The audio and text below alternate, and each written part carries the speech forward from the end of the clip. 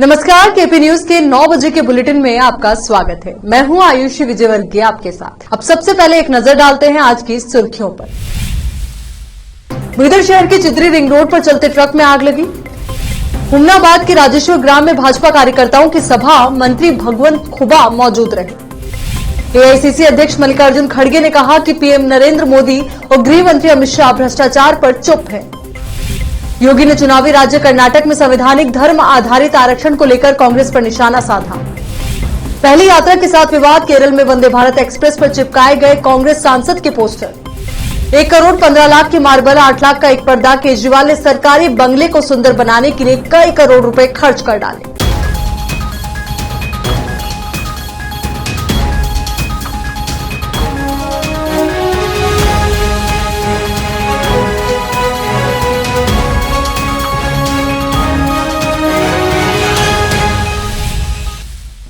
समाचारों का सिलसिला शुरू करते हुए देखते हैं समाचार विस्तार से। पहले देखेंगे स्थानीय समाचार।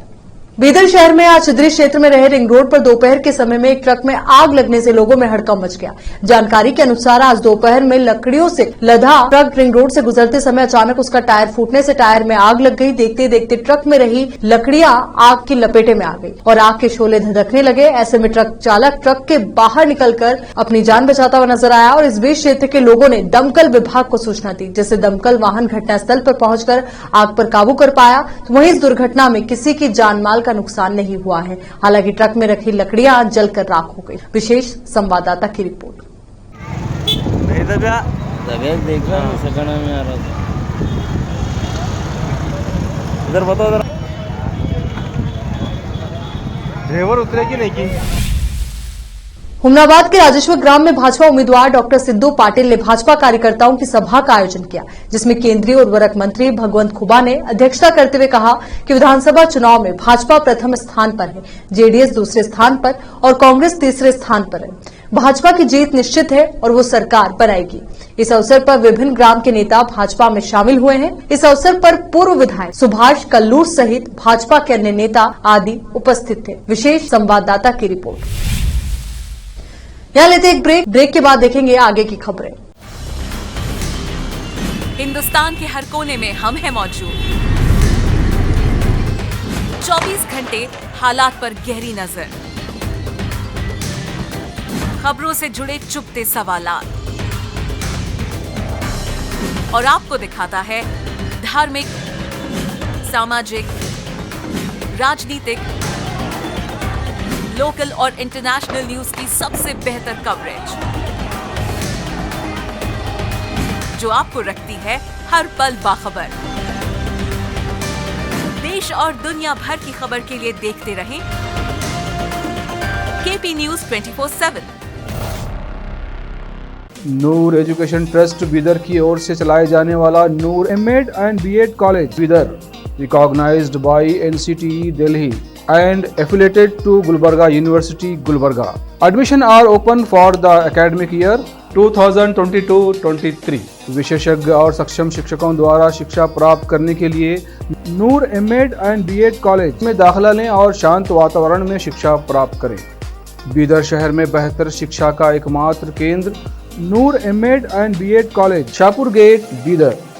Phone numbers 9945283920, 8482221297। सैर तफरी और मनोरंजन करने के शौकीनों के लिए एक सुनहरा अवसर। शहर बीदर में पहली बार आ गया आपके दिलों को लुभाने वाला और भरपूर आनंद देने और मनोरंजन करने वाला fun and fair Disneyland exhibition. Bidar के गुम्पा रोड पर 20 मार्च से जारी है और अप्रैल के पूरे महीने ये एग्जीबिशन रहेगी। हर दिन शाम 5 बजे से रात 10 बजे तक घूमिए। इस एग्जीबिशन में विभिन्न प्रकार के आकर्षक चीजें देखने को मिलेंगी और साथ में है रोबोटिक एनिमल शो। इसके अलावा break dance, long tower, dragon train, octopus, merry go round, water boating के अलावा कई हॉरर शो। महिलाओं के लिए चूड़ियों, चप्पलों और ज्वेलरी के अलावा शॉपिंग की दुकानें उपलब्ध हैं। इसके अलावा खाने पीने की चीजों के शॉप्स भी उपलब्ध हैं। बच्चे, बड़े, बुजुर्ग, महिलाएं और पुरुष सभी इस एग्जीबिशन का आनंद उठा सकते हैं। जल्दी कीजिए और इस सुनहरी मौके से लाभ उठाइए। आइए और देखिए fun and fair Disneyland exhibition. साथ में रोबोटिक एनिमल शो। इस शानदार एग्जीबिशन में यहाँ की चीजों को देखने और आनंद लेने के लिए आप अपने पूरे परिवार और अपने नन्हे मुन्नों के साथ चले आइए। एड्रेस गुम्पा रोड बिसाइड बिग बाजार opposite BVB college Bidar. Break के बाद एक बार फिर से आपका स्वागत है। समाचार राज्य के अब अन्य जिलों से। अखिल भारतीय कांग्रेस कमेटी एआईसीसी के अध्यक्ष मल्लिकार्जुन खड़गे ने प्रधानमंत्री नरेंद्र मोदी पर निशाना साधा और आरोप लगाया कि वो न खाऊंगा न खाने दूंगा के नारे के बावजूद भ्रष्ट लोगों को बढ़ावा दे रहे हैं। यहाँ मीडिया को संबोधित करते हुए खड़गे ने कहा कि कर्नाटक सुशासन, विकास और निवेश के लिए जाना जाता था, लेकिन अब राज्य ये टैग खो चुका है। ठेकेदार संघ और सहायता प्राप्त स्कूल संघ ने भ्रष्टाचार के बारे में राष्ट्रपति, राज्यपाल, पीएम और लोकायुक्त को पत्र लिखे हैं। उन्होंने पूछा, आपको और क्या सबूत चाहिए? बड़े पैमाने पर भ्रष्टाचार के कारण लोगों ने वर्तमान सरकार को हटाने का फैसला किया। खड़गे ने भ्रष्टाचार के मुद्दे पर मोदी और गृह मंत्री अमित शाह की चुप्पी पर भी सवाल उठाया। उन्होंने बीजेपी द्वारा विपक्षी विधायकों की खरीद फरोख्त और ईडी और सीबीआई के छापे का इस्तेमाल कर उन पर दबाव बनाने पर उनकी चुप्पी पर भी सवाल उठाया। डबल इंजन वाली सरकार का मजाक उड़ाते हुए खड़गे ने कहा कि 40% इंजन पटरी से उतर गए हैं और दूसरा इंजन भी जल्द ही पटरी से उतरेगा। ये दावा करते हुए कर्नाटक में 2,70,000 सरकारी पद खाली पड़े हैं। खड़गे ने आरोप लगाया कि भाजपा सरकार ने उन्हें नहीं भरा क्योंकि 50% नौकरियां SC, ST और OBC को मिलेंगी और चूंकि वे अपने मनचाहे लोगों की भर्ती नहीं कर सकते हैं। उन्होंने कहा कि पिछले 9 सालों में राज्य को केंद्र से कोई निवेश नहीं मिला है। उन्होंने कहा राज्य को बदले में GST का सिर्फ 10% मिलता है। एआईसीसी प्रमुख ने कहा कि 10 मई को कर्नाटक विधानसभा चुनाव लोकतंत्र और संविधान की रक्षा के लिए देश के लिए महत्वपूर्ण है। चुनावी राज्य कर्नाटक में अपनी पहली चुनावी रैली में उत्तर प्रदेश के मुख्यमंत्री योगी आदित्यनाथ ने बुधवार को धर्म आधारित आरक्षण को लेकर कांग्रेस पर हमला करते हुए कहा कि ये संविधान के खिलाफ। उन्होंने ये भी दावा किया कि मजबूत डबल इंजन सरकार के कारण पिछले 6 सालों में उत्तर प्रदेश में कोई दंगा नहीं हुआ। आदित्यनाथ ने यहाँ एक चुनावी रैली के दौरान कहा कि Congress popular front of India PFI का तुष्टीकरण करती है और धर्म आधारित आरक्षण देती है, जो कि भारतीय संविधान के खिलाफ है। वह अन्य पिछड़ा वर्ग की 2B श्रेणी के तहत मुसलमानों के लिए 4% आरक्षण का जिक्र कर रहे थे, जिसे कर्नाटक में भाजपा सरकार ने अपने कार्यकाल के अंत में यह कहते हुए खत्म कर दिया कि धर्म आधारित कोटा का कोई संवैधानिक समर्थन नहीं है। 2B को निरर्थक बनाने के बाद कर्नाटक सरकार ने 4% आरक्षण को 2 बराबर भागों में विभाजित कर दिया और राज्य के 2 प्रमुख समुदायों 2C में वोक्कालिगा और 2D श्रेणी में लिंगायतों के लिए प्रत्येक में 2% कोटा बढ़ा दिया। भारत को 1947 में धार्मिक आधार पर विभाजित किया गया था। देश धर्म आधारित आरक्षण का समर्थन नहीं कर सकता और हम एक और बंटवारे के लिए तैयार नहीं है। पार्टी नेता ने कहा कि केंद्र और कर्नाटक की भाजपा सरकारों ने PFI पर प्रतिबंध लगा दिया है और इस्लामी संगठन की कमर तोड़ दी है। उत्तर प्रदेश में सुरक्षा और समृद्धि की गारंटी है। नो कर्फ्यू, नो दंगा, वहां पर है सब चंगा। पिछले 6 साल में उत्तर प्रदेश में कोई दंगा नहीं हुआ। उत्तर प्रदेश के विकास और प्रगति की सराहना करते हुए उन्होंने कहा कि डबल इंजन सरकार एक केंद्र में और दूसरी उनके गृह राज्य में रहने से सबसे मजबूत संभव तरीके से अपनी ताकत दिखाई है। विपरीत है, असंवैधानिक है। हमने अनुसूचित जाति जनजाति के आरक्षण के दायरे को बढ़ाया है, दिव्यांग जनों के आरक्षण के दायरे को बढ़ाया है, अन्य जरूरतमंदों को आरक्षण का लाभ दिया है। लेकिन धर्म के आधार पर 1947 में भारत का विभाजन हो चुका है। भारत धर्म के आधार पर आरक्षण की वकालत नहीं कर सकता है। अन्य विभाजन के लिए हम तैयार नहीं है। यह भारतीय जनता पार्टी का मानना है, क्योंकि हम सब मानते हैं एक भारत श्रेष्ठ भारत की परिकल्पना ही भारत को आगे बढ़ाएगी और भारत की इस परिकल्पना को आगे बढ़ाने के लिए आज हम सब आपके पास आए हैं। मित्रों, डबल इंजन की सरकार की सामर्थ्य ही है आप विकास हर एक स्तर पर देखने को मिलता है। हर एक स्तर पर हमें डेवलपमेंट के कार्य देखने को मिलते हैं। हम तुष्टीकरण नहीं, हम सशक्तिकरण पर विश्वास करते हैं। हमने किसान की कनेक्टिविटी और किसान की प्रोडक्टिविटी को भी बढ़ाने का कार्य किया है। आज युवाओं के लिए न केवल कर्नाटक की गवर्नमेंट ने बेहतरीन कार्य किया है, चाहे यहां पर येदियुरप्पा जी रहे हो, चाहे वर्तमान में बोम्मई जी के नेतृत्व में हो रहे कार्य हो। कर्नाटक के अंदर तेजी के साथ राष्ट्रीय शिक्षा नीति, नेशनल एजुकेशन पॉलिसी को मजबूती के साथ उतारने वाले राज्यों में कर्नाटक एक राज्य है जिसने सबसे पहले से लागू करने का कार्य किया है। ये यूथ के लिए कंटेंट भी देता है, यूथ को अनेक कार्यक्रमों के साथ भी जोड़ता है, यूथ को टेक्नोलॉजी के साथ भी जोड़ता है और यूथ को एक नई अपॉर्चुनिटी के साथ आगे बढ़ने के लिए भी प्रेरित करता है।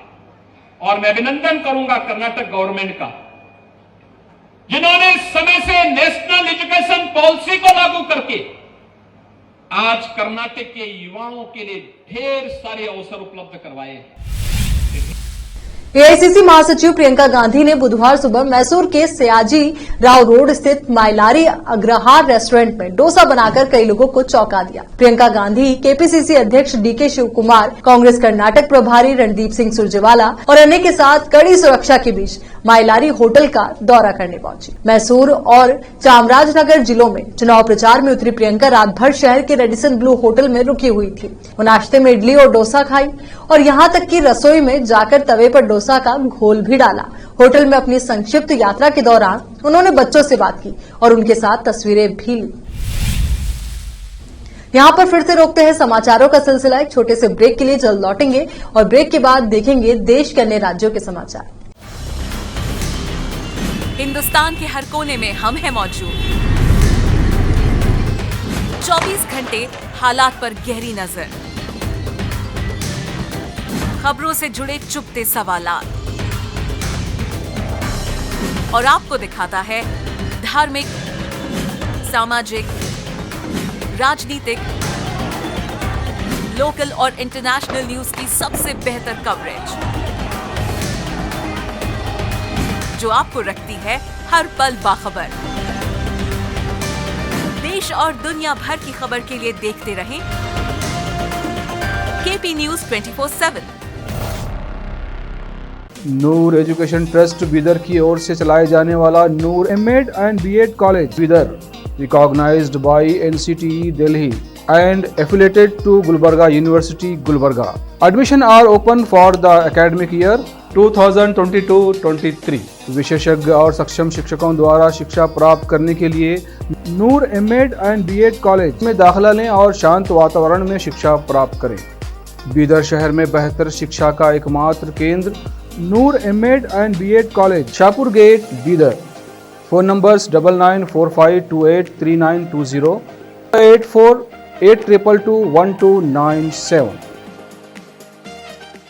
सैर तफरी और मनोरंजन करने के शौकीनों के लिए एक सुनहरा अवसर।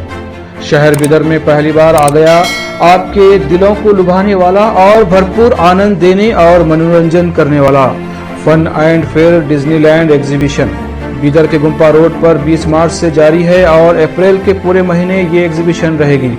हर दिन शाम 5 बजे से रात 10 बजे तक घूमिए। इस एग्जीबिशन में विभिन्न प्रकार के आकर्षक चीजें देखने को मिलेंगी और साथ में है रोबोटिक एनिमल शो।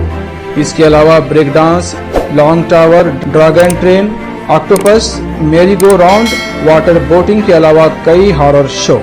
महिलाओं के लिए चूड़ियों, चप्पलों और ज्वेलरी के अलावा शॉपिंग की दुकानें उपलब्ध हैं। इसके अलावा खाने पीने की चीजों के शॉप्स भी उपलब्ध हैं। बच्चे, बड़े, बुजुर्ग, महिलाएं और पुरुष सभी इस एग्जीबिशन का आनंद उठा सकते हैं।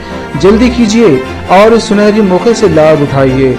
आइए और देखिए fun and fair Disneyland exhibition, साथ में रोबोटिक एनिमल शो। इस शानदार एग्जीबिशन में यहाँ की चीजों को देखने और आनंद लेने के लिए आप अपने पूरे परिवार और अपने नन्हे मुन्नों के साथ चले आइए। एड्रेस गुम्पा रोड, बिसाइड बिग बाजार, opposite BVB college, Bidar. Break के बाद एक बार फिर से आपका स्वागत है। अब देखते हैं देश के अन्य राज्यों के समाचार। प्रधानमंत्री नरेंद्र मोदी ने मंगलवार को केरल की पहली वंदे भारत एक्सप्रेस ट्रेन को हरी झंडी दिखाई। ये ट्रेन तिरुवनंतपुरम और कासरगोड के बीच चलेगी। हालांकि वंदे भारत एक्सप्रेस अपनी पहली यात्रा के साथ ही विवादों में घिर गई है। आपको बता दें कि विवाद तब शुरू हुआ जब पलक्कड़ के सांसद वीके श्रीकंदन के पोस्टर वंदे भारत एक्सप्रेस पर चिपकाए गए। इसे लेकर बीजेपी ने विरोध दर्ज किया तो विवाद शुरू हो गया। दरअसल तिरुवनंतपुरम से रवाना होने वाली वंदे भारत एक्सप्रेस एक्सप्रेस जब पलक्कड़ स्थित शोरानूर स्टेशन पर पहुंची तो ट्रेन के स्वागत के दौरान कांग्रेस कार्यकर्ताओं ने एक बोगी पर पार्टी सांसद वीके श्रीकंदन के कई पोस्टर चिपका दिए। सांसद के समर्थकों ने पोस्टर चिपकाकर शोरानूर में ट्रेन का स्टॉपेज सुनिश्चित करवाने के लिए उन्हें बधाई दी थी। ट्रेन शोरानूर पहुंची तो सांसद और उनके समर्थक स्टेशन पर मौजूद थे।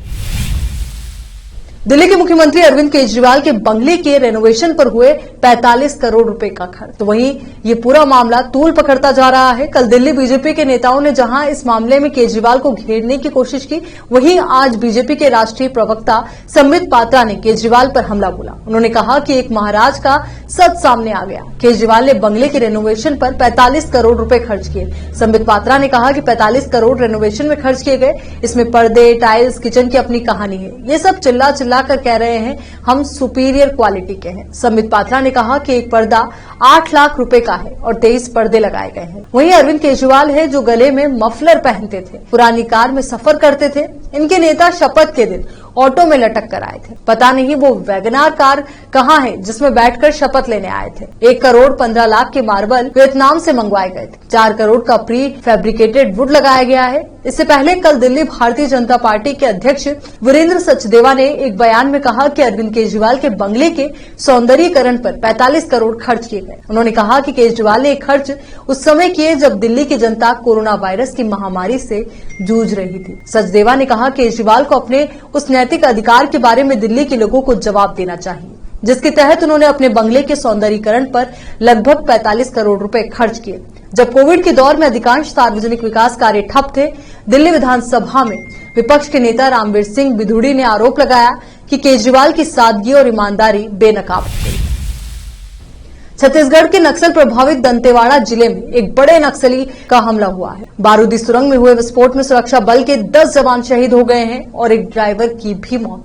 बताया जा रहा है कि नक्सलियों ने आईईडी धमाका करके घटना को अंजाम दिया। पुलिस और नक्सलियों के बीच मुठभेड़ भी जारी है।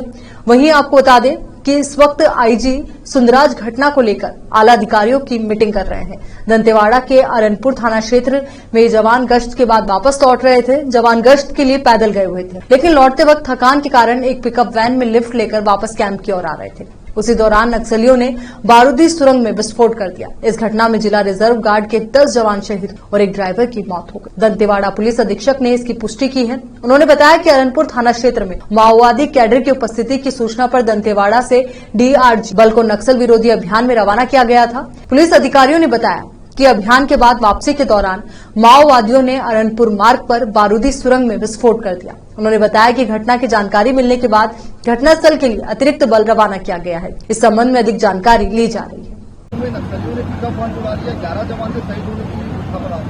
इस प्रकार की जानकारी है और ये बेहद दुखद है और मैं जो हमारे जो जवान शहीद हुए हैं उसके परिवार के प्रति संवेदना व्यक्त करता हूं।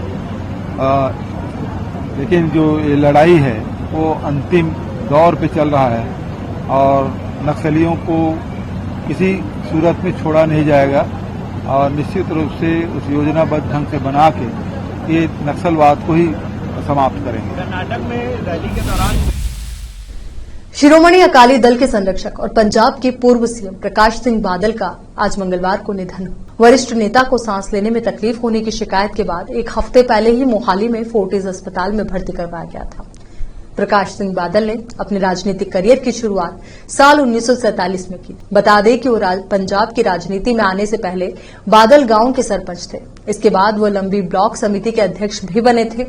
गौरतलब है कि उन्होंने साल 1957 में पहली बार शिरोमणि अकाली दल के निशान पर विधानसभा चुनाव में जीत दर्ज की थी। इसके बाद साल 1969 में वो फिर से विधायक चुने गए। इस दौरान वे सामुदायिक विकास, पंचायती राज, पशुपालन, डेयरी और मत्स्य पालन मंत्री का कार्यभार भी संभाले। जानकारी के लिए बता दें कि प्रकाश सिंह बादल 1970 से 1971 तक, फिर 1977 से 1980 तक राज्य के मुख्यमंत्री रहे। 1970 में वो सबसे कम उम्र के मुख्यमंत्री बने थे। इसके बाद 1997 से 2002 तक और 2007 से 2017 तक पंजाब राज्य के मुख्यमंत्री रहे। बादल 1995 से 2008 तक शिरोमणि अकाली दल के अध्यक्ष रहे। वहीं अब उनके बेटे सुखबीर सिंह बादल पार्टी के अध्यक्ष। भारत सरकार ने प्रकाश सिंह बादल को 30 मार्च 2015 को देश के दूसरे सर्वोच्च नागरिक पुरस्कार पद्म विभूषण से सम्मानित किया था। बता दें कि प्रकाश सिंह बादल ने विपक्ष में भी अहम भूमिका निभाई थी। वे 1972, 1980 और 2002 में विपक्ष के नेता थे। इतना ही नहीं, मोरारजी देसाई के प्रधानमंत्री रहते प्रकाश सिंह बादल सांसद भी चुने गए थे। चलिए अब देखते हैं समाचार विदेश के। अमेरिकी राष्ट्रपति जो बाइडेन ने मंगलवार को घोषणा की कि वो राष्ट्रपति के रूप में दूसरे कार्यकाल के लिए 2024 का चुनाव लड़ेंगे। वहीं उपराष्ट्रपति कमला हैरिस भी एक बार फिर अपनी किस्मत आजमाएंगी। बाइडेन ने एक वीडियो में घोषणा करते हुए कहा कि हम जिस सवाल का सामना कर रहे हैं वो ये है कि आने वाले सालों में हमारे पास अधिक स्वतंत्रता होगी या कम स्वतंत्रता, अधिक अधिकार होंगे या कम। मुझे पता है कि मैं क्या जवाब चाहता हूं। यह आत्मसंतुष्ट होने का समय नहीं है, इसलिए मैं फिर से चुनाव लड़ रहा हूं। गौरतलब है कि 80 साल के बाइडेन पहले से ही अमेरिकी इतिहास के सबसे बुजुर्ग राष्ट्रपति हैं और अपने दूसरे कार्यकाल के अंत में वो 86 साल के हो जाएंगे। उनकी उम्र ने डेमोक्रेटिक मतदाताओं के बीच भी राष्ट्रपति पद के लिए उनकी उपयुक्तता पर सवाल उठाया है, लेकिन जब से उन्होंने दूसरा कार्यकाल लेने का फैसला किया है, पार्टी के समर्थक उनके पक्ष में रैली कर रहे हैं। अगले साल होने वाला चुनाव व्हाइट हाउस के लिए उनका चौथा अभियान होगा। वो पहली बार 1988 में और फिर 2008 में राष्ट्रपति की दौड़ में शामिल थे। ओबामा ने 2008 में उन्हें उपराष्ट्रपति बनाया। ओबामा के दूसरे कार्यकाल के अंत में 2016 में बाइडेन की रेस में शामिल होने की व्यापक उम्मीद थी, लेकिन वो चूक गए। पूर्व देश मंत्री हिलेरी क्लिंटन ने उस चक्र में डेमोक्रेटिक नामांकन जीता, लेकिन रिपब्लिकन उम्मीदवार डोनाल्ड ट्रंप से हार गई। सूडान में फंसे भारतीयों को निकालने के लिए ऑपरेशन कावेरी है। सबसे पहले सूडान से 121 भारतीयों को लेकर वायुसेना का C-130 विमान सऊदी अरब के जिद्दा में लैंड हुआ। इसकी जानकारी खुद विदेश मंत्री डॉक्टर एस जयशंकर ने ट्वीट करके दी। उन्होंने विमान के लैंड करने का वीडियो ट्वीट किया है। ताजा जानकारी मिलने तक कुल 3 विमान जिद्दा में लैंड कर चुके हैं, तो वहीं दूसरे विमान से 135 यात्रियों को और तीसरे विमान से भी 135 यात्रियों को जिद्दा लाया गया है। जिद्दा से इन लोगों को देश वापस लाया जाएगा। इसके साथ ही समुद्री मार्ग से भी सूडान में फंसे भारतीयों को निकाला जा रहा है। इससे पहले मंगलवार हिंसाग्रस्त सूडान से अपने 278 नागरिकों के पहले जत्थे को नौसेना के जहाज INS सुमेधा के जरिए निकाल लिया गया और वहां फंसे शेष भारतीयों के लिए जरूरी राहत सामग्री पहुंचाई। भारतीय नौसेना का दूसरा जहाज INS तेग भारतीयों को सूडान से निकालने के मिशन ऑपरेशन कावेरी के तहत सूडान के पोर्ट पर पहुंचा। सूडान में करीब 3000 से ज्यादा भारतीयों को निकालने के लिए अभियान शुरू किया गया है। विदेश राज्य मंत्री वी मुरलीधरन निकासी अभियान पर नजर रखने के लिए जिद्दा पहुंच गए। अब एक नजर फिल्मों के समाचार। बरेली के बाजार में टूटेगी सैंडल। नुसरत भरूचा ने गाने की टीजर में लगाया ग्लैमर का तड़का। अब समाचार खेल जगत से है। हार्दिक पांड्या की कप्तानी वाली गुजरात टाइटंस ने इतिहास रच दिया है। अब आखिर में देखते हैं बाजार के समाचार। शेयर बाजार में लगातार दूसरे दिन तेजी। सेंसेक्स 60,000 के पार निकला तो निफ्टी 17,800 के करीब पहुंचा। फिर से एक नजर डालते हैं इस वक्त की सुर्खियों पर। बीदर शहर के चित्री रिंग रोड पर चलते ट्रक में आग लगी। हुमनाबाद के राजेश्वर ग्राम में भाजपा कार्यकर्ताओं की सभा, मंत्री भगवंत खुबा मौजूद रहे। AICC अध्यक्ष मल्लिकार्जुन खड़गे ने कहा कि पीएम नरेंद्र मोदी और गृह मंत्री अमित शाह भ्रष्टाचार पर चुप है। योगी ने चुनावी राज्य कर्नाटक में संवैधानिक धर्म आधारित आरक्षण को लेकर कांग्रेस पर निशाना साधा। पहली यात्रा के साथ विवाद। केरल में वंदे भारत एक्सप्रेस पर चिपकाए गए कांग्रेस सांसद के पोस्टर। 1 करोड़ 15 लाख की मार्बल, 8 लाख का एक पर्दा। केजरीवाल ने सरकारी बंगले को सुंदर बनाने के लिए कई करोड़ रुपए खर्च कर डाले।